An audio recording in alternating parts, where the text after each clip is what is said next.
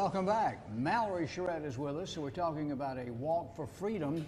Now, you've got to explain this, Mallory. First of all, welcome to the show. How are you? Thanks for having me. Mallory, every time you come on, we're talking about a very tough topic to hear, but it's a very important topic to hear because we talk about us being right in between.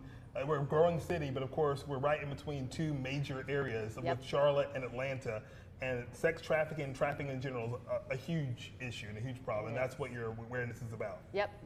And actually, Greenville had the highest cases last year in the state of South Carolina. You're kidding. No, and I'm not. But it is that corridor, as he mentioned. Yeah, 85. But this is human trafficking. Yep. There are those that may not know the term. Why don't you try to explain what is it? So there's two different types of human trafficking. There's sex trafficking, which you've seen on Taken and things like that, and then there's labor trafficking, where people are promised one thing as far as work, and then they're not paid, and so it's free labor, pretty much. And a lot of times they're promised something and the person can't deliver. But sex trafficking is what we see a lot more in Greenville, specifically, the cases. And that is all kinds of stuff where I think social media has made it very easy, for predators to prey on the vulnerable.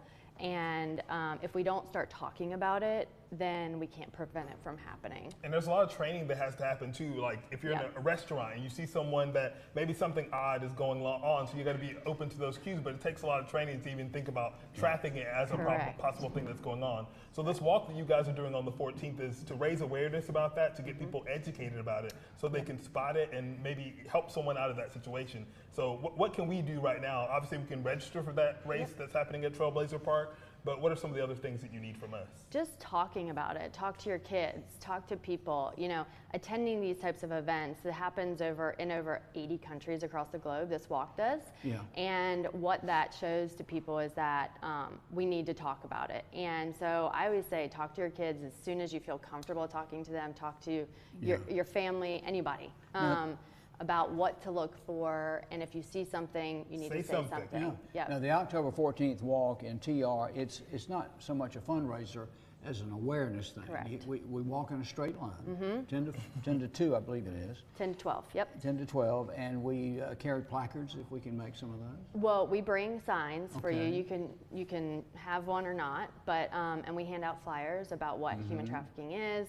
But yes, it's a 1.5 mile walk. So we walk in a straight line in silence for the millions enslaved in human trafficking. But you're mentioning sponsors, so there's a fundraising element to this too? There is, yep. So 821 is a global nonprofit that puts this on every year, and that's why it's a global event. But we are partnering with Hearts for Freedom, which is a local nonprofit here in Greenville, and the funds are going to them.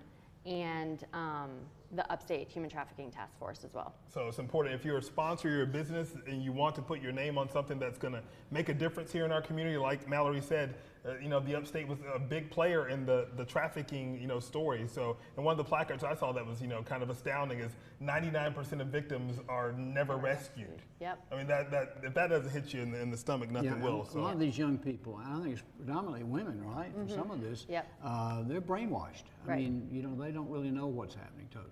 Yep. But now, this is October 14th, TR, 10 to 12. Is there a website we can go to pre-register or to reach out to you about sponsorships? Yes. I would say email upstatefreedomwalk@gmail.com, and we can give you more information. Awesome. Sounds good. Right. Coming up on October 14th.